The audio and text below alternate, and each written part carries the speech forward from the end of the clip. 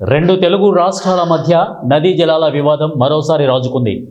బాణగచర్ల project వల్ల ఎవరికీ నష్టం జరగదని, ఈ ప్రాజెక్టుపై ఎవరు అభ్యంతరం చెప్పాల్సిన అవసరం లేదని ఈరోజు ఏపీ సీఎం చంద్రబాబు వ్యాఖ్యానించిన సంగతి తెలిసిందే. ఈ నేపథ్యంలో తెలంగాణ ముఖ్యమంత్రి ఈ అంశంపై ప్రతిస్పందించారు. కృష్ణా, గోదావరి నదులపై తెలంగాణకు ఉన్న హక్కుల విషయంలో ఎట్టి పరిస్థితుల్లోనూ రాజీపడే ప్రసక్తే లేదని ఆయన స్పష్టం చేశారు. రాష్ట్ర ప్రయోజనాలను కాపాడేందుకు ప్రతి నీటి చుక్క కోసం తమ ప్రభుత్వం పోరాటం చేస్తుందని తేల్చి చెప్పారు. స్వతంత్ర దినోత్సవం సందర్భంగా గోల్కొండ కోటలో ఆయన జాతీయ పతాకాన్ని ఆవిష్కరించారు. అనంతరం ఆయన ప్రసంగిస్తూ ఈ వ్యాఖ్యలు చేశారు. నదీ జలాల విషయంలో గత బీఆర్ఎస్ ప్రభుత్వం అనుసరించిన వైఖరి వల్లే తెలంగాణకు తీవ్ర నష్టం వాటిల్లిందని రేవంత్ రెడ్డి ఆరోపించారు. మాజీ ముఖ్యమంత్రి కేసీఆర్ రాష్ట్ర ప్రయోజనాలను పణంగా పెట్టి నాగార్జున సాగర్, శ్రీశైలం ప్రాజెక్టులను కృష్ణానది యాజమాన్యపు బోర్డుకు అప్పగించారని విమర్శించారు. ఆనాటి ప్రభుత్వ నిర్ణయాల కారణంగానే ఈరోజు తెలంగాణ సాగునీటి హక్కుల కోసం పోరాడాల్సిన పరిస్థితి ఏర్పడిందని ఆయన అన్నారు.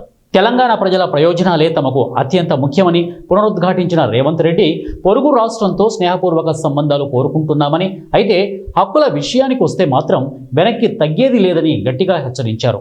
తమ ప్రభుత్వం అధికారంలో ఉన్నంత కాలం తెలంగాణ రైతుల ప్రయోజనాలను కాపాడడంలో ఎలాంటి రాజీకి తావులేదని ఆయన భరోసా ఇచ్చారు. నెహ్రూ నిర్మించిన నాగార్జున సాగర్, శ్రీశైలం, శ్రీరామ్ సాగర్లతోనే మనకు నీళ్లు అందుతున్నాయని చెప్పారు. కృష్ణానది, గోదావరి జలాల్లో మన వాటాల సాధనలో రాజీ పడే సమస్యనే లేదు.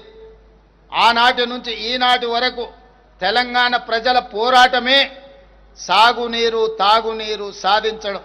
అలాంటి తెలంగాణ ప్రజల భావోద్వేగమైన పేగుబంధం సాగునీటి ప్రాజెక్టులు.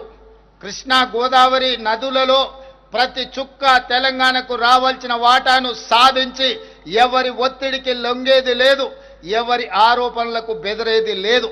4 కోట్ల తెలంగాణ ప్రజల పక్షాన నిటారుగా నిలబడి కృష్ణానది, గోదావరి నదుల్లో తెలంగాణ హక్కులను సాధించుకుంటాం. మన ప్రాంతానికి సాగునీరు, తాగునీరు అందించినాకనే మిగతా ఎవరికైనా నీరు. ఈరోజు